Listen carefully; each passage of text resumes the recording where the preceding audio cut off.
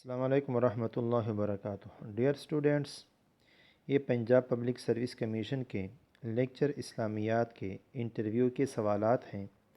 اس کے جوابات بھی میں آپ کے ساتھ شیئر کر رہا ہوں۔ پہلی بات یہ آپ سے ریکویسٹ ہے کہ جہاں بھی مجھ سے غلطی ہو جائے تو ظاہری بات ہے، میں بھی انسان ہوں، غلطی ہو سکتی ہے، تو اس پہ مجھے فوراً آپ مجھے کمنٹ کیا کریں۔ اس پہ میں خوش ہوتا ہوں جو کوئی میرا اصلاح کر لے، خفا نہیں ہوتا ہوں۔ بہرحال اعتراض ایسے طریقے سے کہ تنقید نہ ہو اصلاح کی وجہ سے، تو یہ ضرور کر لیا کرے۔ دوسری بات یہ کہ میں ایک ویڈیو بنانے پر کافی ٹائم لگا رہا ہوں، کیونکہ پہلے ڈھونڈنا پڑتا ہے، پھر حوالے کے ساتھ، پھر ثبوت کے ساتھ، تاکہ ایسا نہ ہو کہ غلطی ہو جائے۔ تو اسی وجہ سے آپ میرے چینل کو زیادہ سے زیادہ کوشش کریں کہ سبسکرائب بھی کریں اور شیئر بھی کریں، تاکہ دوسرے لوگوں تک بھی فائدہ پہنچ سکے۔ میں نے اکثر انٹرویو جو کے کمیشن کے ہو چکے ہیں وہ بھی تقریباً سارے میں نے اپلوڈ کیے ہیں، اور جس طرح پنجاب کے شروع ہیں تو وہ بھی کوشش کر رہا ہوں کہ جتنی بھی ہیں سارے کے سارے میں حل کر کے اپلوڈ کروں، تاکہ جتنا بھی نئے اسٹوڈنٹس ہیں یا نئے جو آنے والے ہیں اس کو فائدہ ہو جائے یا زیادہ سے زیادہ فائدہ ہو جائے۔ بہرحال یہ پنجاب پبلک سروس کمیشن کا انٹرویو ہے، تو پہلا سوال جو ہے، پہلے سوال کی طرف آتے ہیں۔ تو علم کلام سے کیا مراد ہے؟ علم کلام کا جواب یہ ہے کہ اسلامی عقائد اور اس سے متعلق مباحث اور دلائل کو جاننے کا نام علم کلام ہے۔ یہاں تک اس کی تعریف کافی ہے، لیکن میں نے اس کے ساتھ تفصیل بھی تھوڑی سی لکھی ہے کہ علم کلام میں ہوتا کیا ہے۔ اس علم میں باری تعالیٰ کی وجود، اللہ کی صفات، انبیاء کرام کی بعثت، معجزہ اور کرامت وغیرہ امور سے عقلی و نقلی دلائل کی روشنی میں بحث کی جاتی ہے۔ اس علم سے آدمی کی عقائد پختہ ہوتے ہیں۔ اسلامی عقائد کو غیر اسلامی اور کفری عقائد سے ممتاز کرنے کی صلاحیت بھی پیدا ہو جاتی ہے۔ یہ ہو گیا سوال نمبر 1۔ آتے ہیں سوال نمبر 2 کی طرف۔ کس مسلم عالم نے اس پہ لکھا ہے؟ مطلب یہ ہے کہ اس کے بارے میں جو کلام کیا ہے وہ کون سے مسلمان عالم نے کیا ہے؟ تو ابو حامد غزالی اسلام کے مشہور مفکر اور متکلم تھے۔ انہوں نے علم کلام پر کتابیں لکھی ہیں۔ امام غزالی رحمۃ اللہ علیہ کا نام جو تھا وہ محمد تھا، اور ابو حامد کو نیت تھی، لقب زین الدین تھا، حجت الاسلام بھی لقب تھا۔ ان کی ولادت 450 ہجری کو طوس میں ہوئی تھی۔ مقبرہ بھی طوس میں ہے، وفات بھی طوس میں ہو چکا ہے، آج کل بھی وہیں طوس میں اس کا مقبرہ ہے۔ بہرحال یہ امام غزالی رحمۃ اللہ علیہ مشہور متکلم تھے۔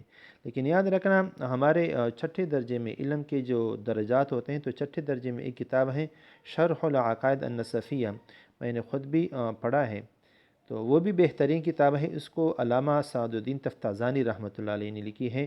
ان کی جو وفات ہے وہ میرے خیال میں 791 ہجری ہے۔ تو بہرحال امام علماء زیادہ ہیں، زیادہ کلام ہو چکا ہے اسی پہ۔ آتے ہیں سوال نمبر 3 کی طرف۔ غزالی کا رد، امام غزالی رحمۃ اللہ علیہ کا رد کس نے کیا علم کلام میں؟ تو امام غزالی رحمۃ اللہ علیہ نے اصل میں کتاب لکھی تھی، ان کا نام تھا تحافۃ الفلاسفہ۔ اس میں انہوں نے کچھ باتیں کی تھی، تو پھر اس کے رد میں علامہ ابن رشد صاحب نے تحافۃ التحافہ کے نام سے کتاب لکھی اور اس کا رد کیا۔ اصل میں انٹرویو میں جو پوچھا گیا تھا یہ سوال، تو چونکہ وہ کینڈیڈیٹ نے جواب دو دیا تھا، تو علم کلام کا سب سے پہلا جواب بھی امام غزالی رحمۃ اللہ علیہ کا لیا ہے، تو اسی وجہ سے ان کو دوبارہ سوال کیا گیا تھا اس سے کہ ان کا رد کس نے کیا تھا۔ حالانکہ یہ فلسفے کے بارے میں ہے کہ انہوں نے فلسفے سے یہ ثابت کیا تھا دین کے بارے میں کہ کیا فلسفے سے دین ثابت ہو سکتا ہے یا نہیں ہو سکتا۔ تو بہرحال اس پہ میرا کچھ بھی شک ہے کہ ان کو علم کلام میں نہ لایا جائے، بلکہ وہاں سے بحث بھی نہ کی جائے، کیونکہ علم کلام جو ہے اس میں علیحدہ باتیں ہیں، اللہ تعالیٰ کی توحید، وحدانیت، یہ چیزیں عقلی اور نقلی دلائل سے۔ آتے ہیں سوال نمبر 4 کی طرف۔ نروان کیا ہے؟ نروان یہ سنسکرت زبان کا لفظ ہے، اس کے معنی ہے نجات، چھٹکارا، مادہ سے آزادی، ختم ہونے یا بجھنے کے ہیں۔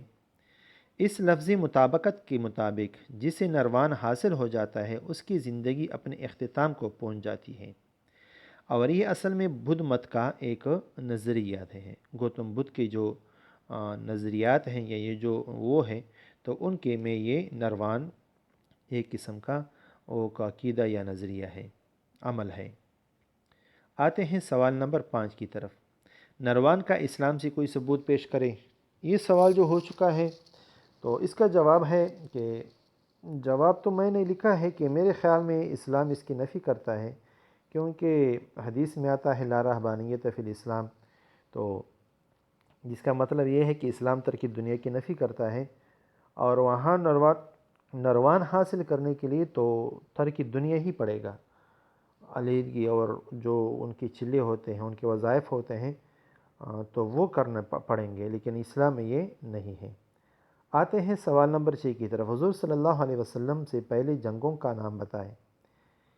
اگر سارے جنگ کا نام لیا جائے تو اس کو ایام العرب بھی کہا جاتا ہے، لیکن جو جنگیں ہو چکی تھی، کچھ داعش تھے، غبران نامی کے نام سے بھی تھے، جنگ بسوس بھی ہو چکا تھا، اس طرح حرب فجار جس میں ہمارے حضور صلی اللہ علیہ وسلم خود بھی اس وقت 15 سال یا 20 سال کے تھے اور اس میں شرکت ہو چکی تھی، تو ایام العرب کے نام سے بھی پکارے جاتے ہیں اور یہ نام بھی ہیں، اس کے علاوہ اور بھی ہوں گے۔ سوال نمبر 7، بعد میں پھر کیا نام پڑا؟ تو بعد میں پڑا غزوات یا سرایا۔ بہرحال آسان سے سوالات ہیں۔ آتے ہیں سوال نمبر 8 کی طرف۔ حدیث صحیح لغیرہ کا کیا مطلب ہے؟ لغیرہ کا مطلب ہے اپنی وجہ سے یا کسی اور کی بنیاد پر، لذاتہ کا مطلب پر، اس کے بعد لذاتہ کا مطلب بتا رہا ہوں۔ لذاتہ کا مطلب ہے اپنی وجہ سے یا اپنی بنیاد پر۔ ابھی آتے ہیں حدیث لغیرہ کا پوری تعریف۔ جو حدیث کسی اور حدیث کی سند کی بنیاد پر صحیح قرار پائے اسے صحیح لغیرہ کہتے ہیں۔ اکثر حدیث حسن کی جو سند ہوتی ہے اور ان کی سند اگر دوسرے طرق سے بھی ثابت ہو جائے جس کو حدیث لغیرہ کہا جاتا ہے۔ آتے ہیں سوال نمبر 9 کی طرف۔ یہ تھوڑا سا تفصیلی ہے جواب۔ استحسان کیا ہے؟ تو ائمہ احناف نے استحسان کی تعریف مختلف الفاظ میں کی ہے، میں نے بھی سارے آپ کے سامنے لکھے ہیں۔